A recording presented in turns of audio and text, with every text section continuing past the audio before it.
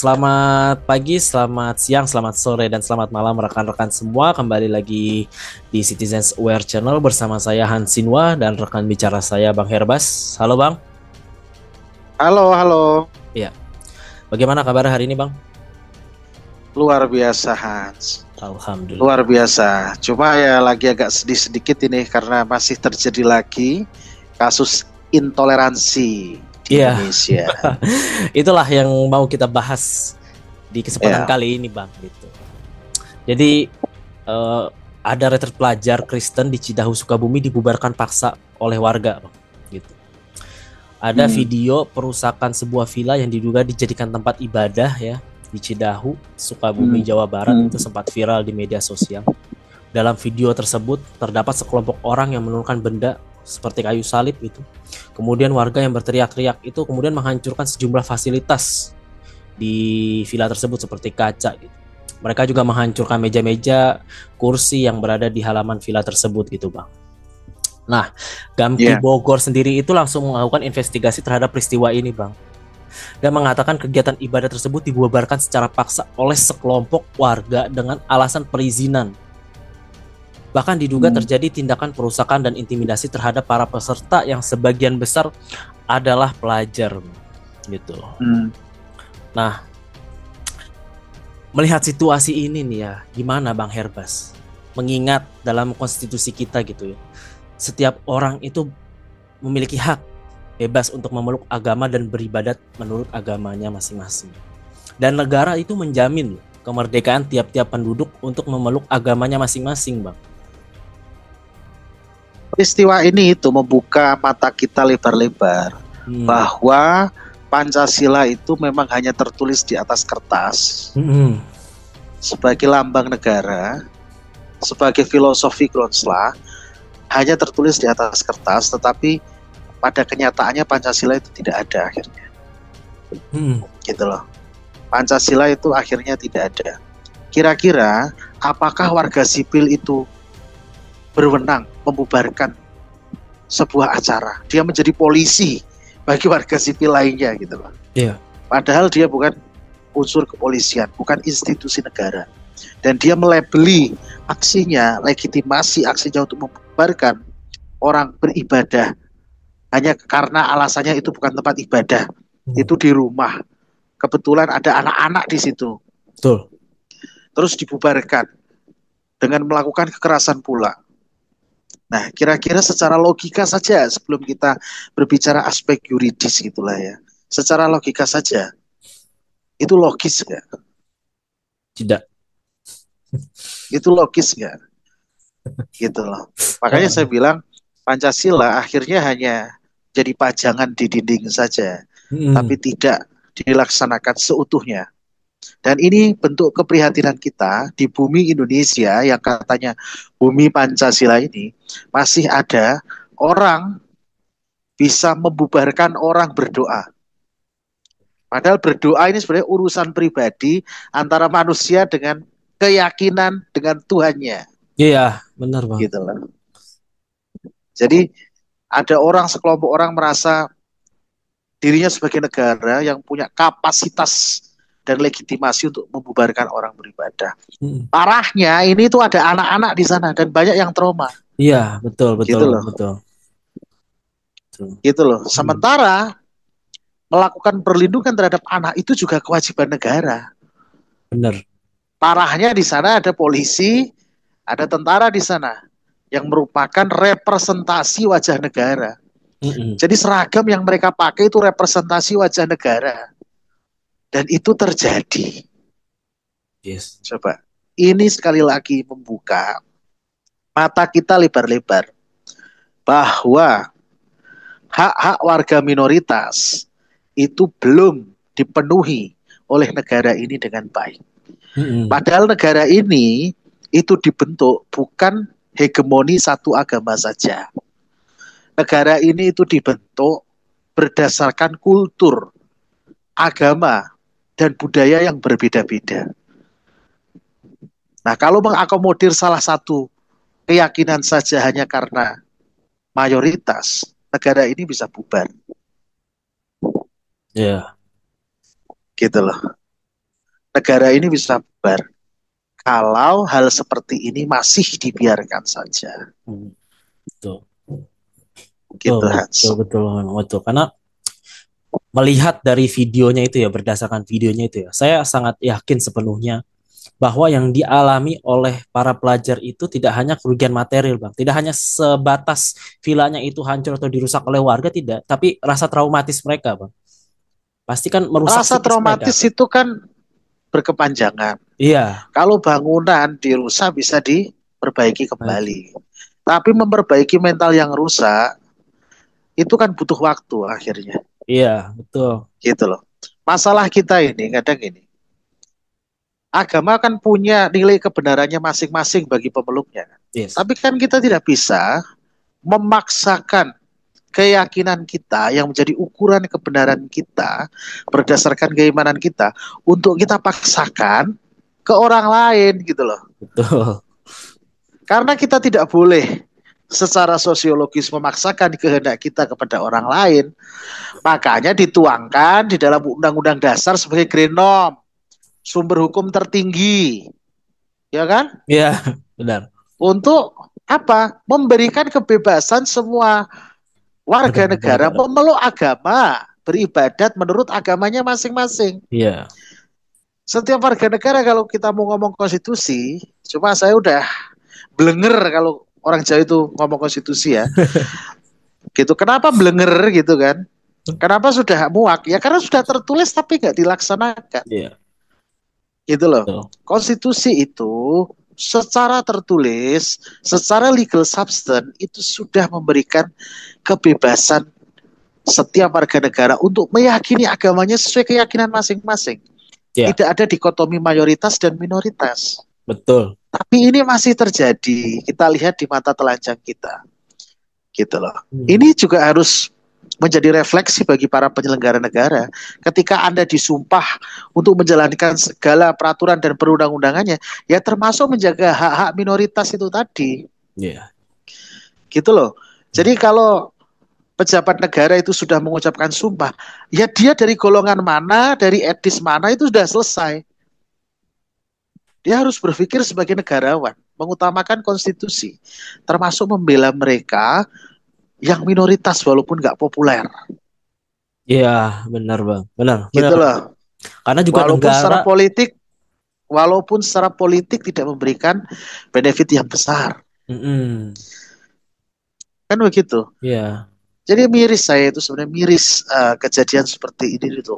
Hmm. Sangat miris. Kita tahu kita sebagai orang hukum ya mempelajari konstitusi itu sampai berbusa-busa mulut kita bahwa itu sebenarnya harusnya nggak terjadi Iya, gitu kan. betul. Nah, tapi kan terjadi disparitas kan sekarang antara Dasolan dan Dasen. Iya. Konstitusi memberikan kebebasan mutlak kepada warga negaranya untuk memilih keyakinannya berdasarkan keyakinan dan kepercayaan terhadap agamanya, beribadah, tapi tetap saja kita masih menjumpai dalam tataran realitasnya banyak orang yang terintimidasi, nggak bisa beribadah Iya. sesuai dengan keyakinan dan agamanya. Iya. Apalagi dibarengi dengan tindak pidana, kekerasan, Iya. pengerusakan, kan begitu. Betul. Kan begitu. Bahkan ini juga sudah diancam loh, Hans, di Iya. dalam hukum pidana. Tindakan memaksa orang untuk melakukan atau tidak melakukan ibadat sesuai suatu agama gitu ya. Itu dilarang. Hmm. Dilarang di dalam KUH pidana. Kalau nggak salah itu pasal 175 KUHP itu. Itu ancaman pidananya paling lama 1 tahun 4 bulan. Bahkan di undang-undang yang baru, ya, di undang-undang yang baru, KUHP baru, maksudnya Hmm. Undang-Undang Nomor 1 tahun 2023, itu misalnya kalau kita pelajari di pasal 302 KUHP baru, itu juga memberikan perlindungan terhadap kebebasan menjalankan agama bagi setiap warga negara. Hmm. Tapi lah apa daya, legal substance ada, tapi legal structure tidak mau menjalankan. Yes. Ya inilah kejadiannya, kan begitu kan. Ah, betul. Inilah kejadiannya. Gitu. Betul. Betul. Padahal secara konstitusi atau grand norm kita gitu negara menjamin gitu Loh, menjamin, setiap negara warga. itu menjamin orang mau jadi Islam, mau jadi Hindu, mau jadi Buddha, mau jadi Katolik, atau mau jadi Kristen, mau jadi Iya. apapun, sudah wiwitan atau kejawen, boleh. Negara Iya, ini menjamin kok. menjamin betul. Secara konstitusional. Iya, Itu sumber hukum tertinggi loh. Yang harusnya menjadi sumber hukum bagi undang-undang yang ada di bawahnya. betul. Termasuk peraturan-peraturan teknis lainnya. Itu memperbolehkan kok. Berarti kalau kita terjadi fakta seperti ini, tertampar nggak wajah kita yang Yes. mempelajari konstitusi? Tertampar nggak wajah kita? Orang yang mempelajari apa namanya undang-undang. Artinya apa? Minoritas masih menjadi bahan bulian di negara ini. Betul, Bang. Betul. Betul. Gitu. Sangat apa ya? Istilahnya hanya diberi ruang sedikit gitu. Dan ini Bukan masalah sedikit sepele lagi, loh, Bang. super sedikit. Ini masalah sepele loh, hanya perizinan. Hmm. Lah yang kan akhirnya kan membuat saya bertanya-tanya gitu. Apakah ibadah Hmm. memerlukan izin dari istilahnya agama yang mayoritas gitu? Nah, itu kan Ya, sebenarnya aneh, Bang. Gitu loh. itulah Hans yang menjadi problematika. Seharusnya negara yang mengeklaim dirinya sebagai negara hukum itu sudah tidak ada dikotomi mayoritas dan minoritas. Yes. Gitu loh. Tetapi negara kita ini apa sih kurangnya yang nggak konsisten gitu loh. Apa sih kurangnya yang nggak konsisten? Iya. Coba, coba. Contoh ya, contoh nih.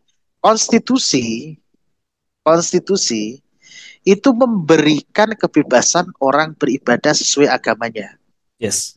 Tapi di sisi lain, pemerintah itu mengeluarkan peraturan bersama Menteri Agama, Menteri Dalam Negeri nomor 9 dan 8 tahun 2006 Hmm? tentang pedoman pelaksanaan tugas kepala daerah, wakil kepala daerah dalam pemeliharaan kerukunan umat beragama ya dan pemberdayaan forum FKUB dan pendirian umat ibadat itu justru bertentangan dengan konstitusi. Mau tahu kamu pertentangannya dengan konstitusi itu di mana? Satu, kenapa peraturan ini bertentangan dengan konstitusi? Karena sangat diskriminatif. Contohnya begini dalam peraturan tersebut. Untuk mendirikan rumah ibadah saja itu harus ada dukungan Hans setidaknya itu 90 orang untuk menggunakan rumah ibadah yang mau dipakai. Hmm. Satu. Kenapa harus butuh dukungan? Sementara konstitusi membebaskan Iya, orang betul. memeluk agama walaupun harusnya satu, itu gak perlu dukungan siapapun. Hmm. Itu hak konstitusional yang melekat. Ini harus 90 orang untuk bangun rumah ibadah. Terus harus ada dukungan 60 warga sekitar yang disahkan oleh lurah atau kepala desa.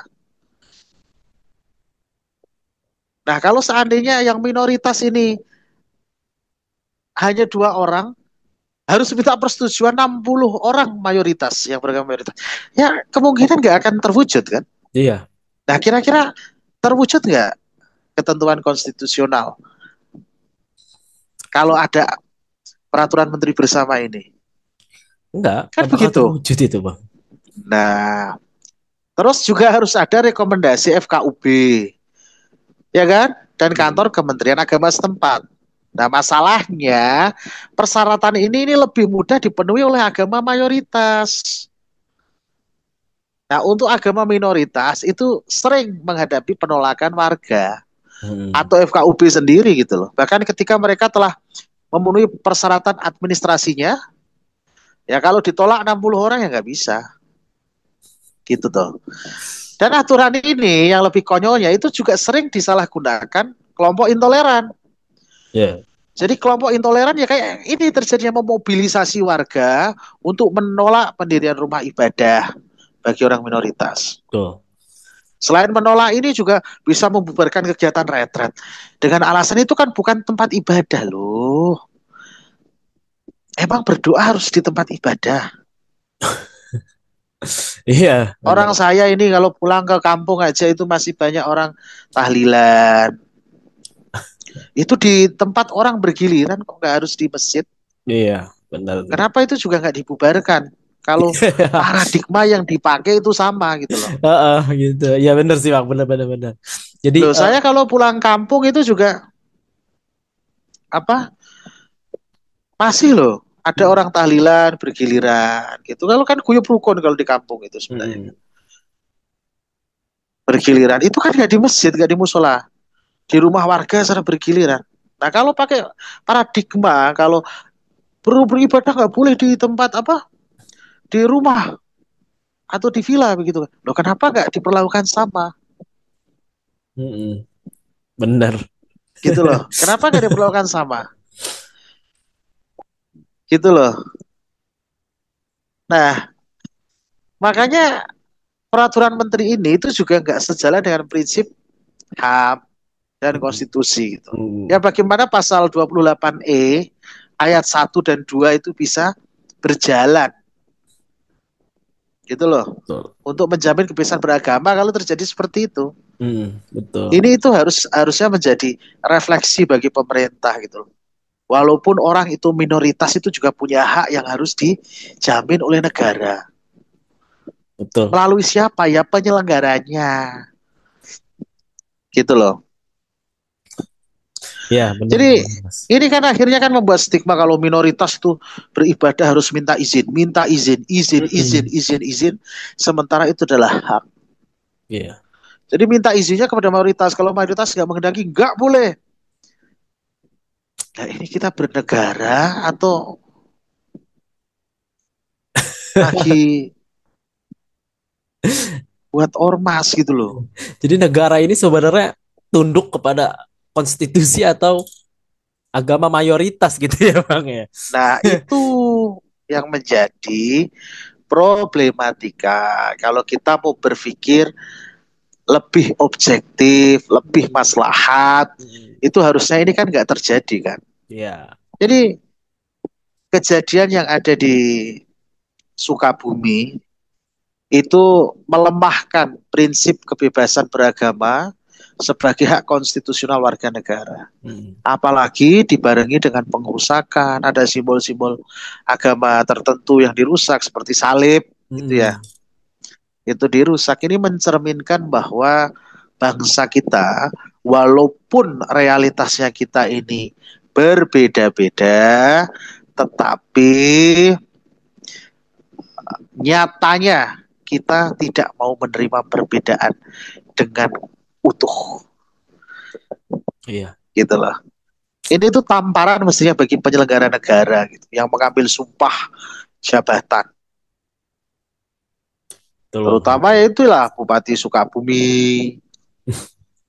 Itu gimana itu sebagai pembina wilayah. Iya, betul. Jadi pejabat itu kadang baru datang kalau sudah terjadi. Iya. Sudah terjadi huru hara. Sudah terjadi huru-hara, intimidasi, diskriminasi, baru datang gitu kan. Seolah-olah wah ini sudah selesaikan gitu. Jadi kapan ini bisa menjadi pelajaran bagi yang lain kalau pelakunya tidak ditindak secara hukum? Betul, betul Bang. Memang perbuatan anarkis ini apa ya? Sangat melemahkan nilai toleransi yang ada di NKRI ini, Bang. Bener, gitu loh. Nah, yang saya jadi pertanyakan lagi gitu ya, apakah ada provokator di balik peristiwa itu semua gitu, Bang? Ya tentu saja ada yang memobilisasi lah kalau diidentifikasi. Gak mungkin kan orang sebanyak itu kok tiba-tiba itu Kerasa datang kerusuk secara gitu. serentak. Emangnya dapat wahyu dari langit Iya. terus harus melakukan pengerusakan kan enggak. Heeh. Kan gitu loh. Itu pasti ada yang memobilisasi dan itu harus dilakukan penyidikan dan Iya, penyelidikan bener. gitu loh. Memang harus Karena itu diusut tindak tuntas, Bang. pidana loh. Itu Harus tindak diusut pidana. tuntas. Gitu. Kalau tidak masuk ke ranah hukum dan diselesaikan secara mufakat, artinya hukum kan dikompromikan. Iya, Kalau hukum dikompromikan sama dengan apa? Ketidakadilan. keadilan. Pasti ada orang yang melakukan keadil. Gitu. Gitu loh. Ya kalau mau memperbaiki suatu keadaan ya tegakkan hukum sesuai fungsinya gitu kan. Mengembalikan keadaan kacau ke keadaan semula. Restorio in integrum. Background. Kalau Ya. bahasa hukum. Kalau tidak ya sudah ya, selesaikan secara keluargaan ya. Oh nggak apa-apa, saya cuma ngerusak sedikit. Itu kan di rumah, itu kan bukan tempat ibadah.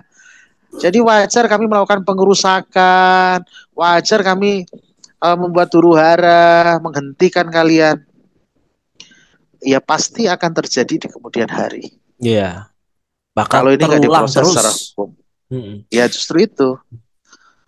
Harus ada yang bisa memberikan efek jera terhadap peristiwa intoleransi seperti itu, Bang. Yang memberikan efek jerah bukan manusia dengan manusia, bukan warga sipil dengan warga sipil, tapi hukum itu sendiri. Betul. Gitu loh. Maka Jadi sudah selayaknya dan sewajarnya hukum itu jalan. Apalagi kemarin ada polisi, ada tentara di sana. iya, Saya nggak habis pikir itu. Saya nggak habis pikir. padahal itu Orang representasi berseragam negara dengan ya, Bang. brafet-brafet. Oh iya, dia menggunakan brafet-brafet kepolisian itu adalah simbol-simbol negara. Iya. Gitu loh. Tapi itu masih terjadi miris kita benar-benar. Iya. Miris ini masih terjadi di negara yang katanya Pancasilais, masih terjadi hal-hal intoleran di bumi Pancasila gitu loh. Mm. Kalau cara berpikirnya begitu ya ya remuk. Kan nggak semua apa namanya orang itu bisa mengikuti kehendak kita walaupun kita mayoritas gitu loh. Betul, betul. Memang ya, saya juga miris lah melihatnya lah, Bang, ya, terhadap anak-anak yang memang mendekatkan diri kepada Tuhan ya sesuai kepercayaannya gitu ya, Bang. Dia Ya sedang itu kan retret beribadah, kecuali kalau retret. mabuk-mabukan gitu Oh, loh. oh, gitu kali ya, betul gitu loh. Wong itu Memang retret kok nggak iya, merugikan orang lain. betul, tidak merugikan orang lain gitu loh. Tidak memberikan dampak apapun terhadap masyarakat sekitar gitu loh, Bang. Kenapa mereka sedang beribadah aja diganggu gitu. Lah Ya justru itu. yang agama mayoritas pun kalau misalkan lagi ibadah saya pertanyakan kayak gitu ya, Bang. Mau nggak Ya tiba-tiba iya. dibubarkan gitu? Mau nggak tiba-tiba dibubarkan hanya karena toaknya terlalu apa? Pencang Terlalu gitu. nyaring Oh, terlalu nyaring gitu. Mau gitu. nggak? Kan saya kira kan nggak mau. Karena kalau Mm-mm. nggak mau ya kita ya selayaknya lah. Selayaknya kalau ingin dihormati ya menghormati orang gitu. Betul. Ini saya kira budaya dan kultur Indonesia asli kok. Mm-mm. Kultur Indonesia asli itu, paradigma Indonesia asli itu apa namanya? Suka menghormati orang Yes. gitu loh. Serius, saya yakin penuh dengan toleransi aslinya bangsa kita ini. Ya. Nah, tapi kenapa terjadi seperti itu? Ya itu tadi pikiran kita kadang terlalu dangkal. Mm-mm. Kita tidak mampu menerima perbedaan, tidak mau menerima fakta, sehingga memandang yang lain itu inferior, seolah-olah bisa ditindas, dibubarkan dan lain sebagainya. Ya, betul. Betul. Gitu loh. Itu memang itu yang bahaya lah. Itu sangat berbahaya. Ya justru itu sistem pendidikan harusnya mampu menguraikan itu semua. Yes. Bagaimana warga negara ini, calon generasi masa depan itu bisa berpikir lebih tajam mendalam, Betul. gitu loh. Jadi melihat sesuatu itu nggak reaktif tapi reflektif gitu loh. Iya. Bagaimana sistem pendidikan kita itu mampu membuat orang berpikir tajam dan memperhalus perasaannya gitu loh. Mm. Itu sebenarnya kan tugas pendidikan juga, Iya. gitu kan. Ya itulah uh, capture daripada apa yang kita lihat hari-hari ini Iya. yang menghiasi wajah negara kita saat Hmm. ini. Memang ya, sekali lagi saya tekankan itu adalah hal yang sangat miris. Perbuatan intoleran itu sangat miris, Bang, gitu. Dan saya berharap ya masyarakat lebih mampu menggunakan akalnya, gitu. Supaya Iya, apa? Supaya betul. eh, terwujud lah apa yang diatur dalam Undang-Undang Dasar kita atau disebut konstitusi, ya, Bang. Iya, konstitusi kita bisa terwujud. Kalau keadaan seperti ini tuh saya jujur aja saya tuh rindu Gus Dur sebenarnya. Serius, saya benar-benar rindu Gus Dur. Wah, kalau keadaan seperti ini Gus Dur itu pasti lantang keras bersuara itu. Tapi sayangnya Gus Dur sudah beristirahat selama-lamanya. Itu Iya, yang kita sayangkan. Itu yang menimbulkan kerinduan. Nah, siapa penggantinya? Gak ada yang seakurat Gus Dur gitu kalau iya, saya ini. Kan betul, begitu kan. betul Jadi bang, betul bang. eh, tokoh toleransi dan pluralisme itu sudah berbaring untuk selama-lamanya. Ya akhirnya kita-kita ya juga harus mendidik diri kita sendiri sebelum mendidik orang lain juga, kan begitu kan? Iya betul. Bagaimana kita menerima sebuah realitas bahwa perbedaan itu memang ada, sehingga bagaimana cara kita menyikapinya, kan begitu. Betul, Seperti itulah. betul bang Ebas ya. Pembahasan kali ini memang sangat membawa luka dalam terhadap kaum non Muslim ya atau Kristen gitu. Itu membawa luka dalam bagi mereka ya bang ya. Ya, Saya berharap untuk anak-anak retret itu semoga psikisnya cepat disembuhkan gitu. Karena saya yakin ya itu segera akan pulih. menimbulkan trauma terhadap kaum mayoritas, Bang. Mereka pasti akan memandang kaum mayoritas itu mengerikan, menyeramkan gitu dan sangat superior gitu. Iya, Itu berbahaya iyalah pasti. gitu loh. Dan saya berharap lah untuk semuanya dikembalikan seperti semula atau dalam bahasa hukum restitutio in integrum ya, Bang ya. Iya, iya, iya, iya, iya. Tapi perlu diperhatikan harus ada efek jera dan negara memang harus mengusut tuntas hal itu supaya apa supaya hal itu tidak terulang berkali-kali gitu. Mengingat konstitusi kita menjamin seluruh hak warga negaranya untuk beragama dan beribadah menurut kepercayaan masing-masing. Gitu juga terhadap rekan-rekan ya, eh, perlunya menggunakan akal sehat. Iya, betul. Gitu. Gitu deh. Mungkin sekian pembahasan kita kali ini gitu ya. Kita pantau lebih lanjut Iya, apakah ada iya, tindakan hukum gitu supaya menjerat mereka, usut sampai tuntas, kawal terus ya ke iya. rekan-rekan sekalian. Dan Karena ini kita juga turut prihatin dan kita menghimbau kepada semua warga negara untuk tetap berbesar hati, mm-mm. gitu ya, berbesar hati, tetap beribadah sesuai dengan keyakinannya dan jangan takut untuk melakukan dan terus menyuarakan toleransi di negara kita. Yes, betul. Itu yang paling penting. Ya. Dan juga jangan takut untuk melaporkan apabila terjadi pelanggaran-pelanggaran hak ataupun kejahatan-kejahatan kriminal lainnya seperti diskriminasi, intimidasi dan kekerasan. Negara ini tidak mentolerir walaupun secara tertulis seperti itu, tetapi kita perlu mengawasi bersama agar para penegak hukum itu tidak pasif Yes, betul. melihat kondisi seperti ini. Ya, gitu. Gitu ya untuk rekan-rekan semua. Terima kasih telah mengklik video ini dan perhatiannya. Eh, Jangan lupa kita boleh diskusi di comment section ya. Jangan lupa berikan like dan subscribe ke channel ini untuk terus mendukung Citizens Aware Channel. Saya ucapkan terima kasih kepada rekan-rekan semua. Selamat pagi, selamat siang, selamat sore, dan selamat malam. Sampai jumpa semua. Terima kasih. Terima kasih Bang Herbes.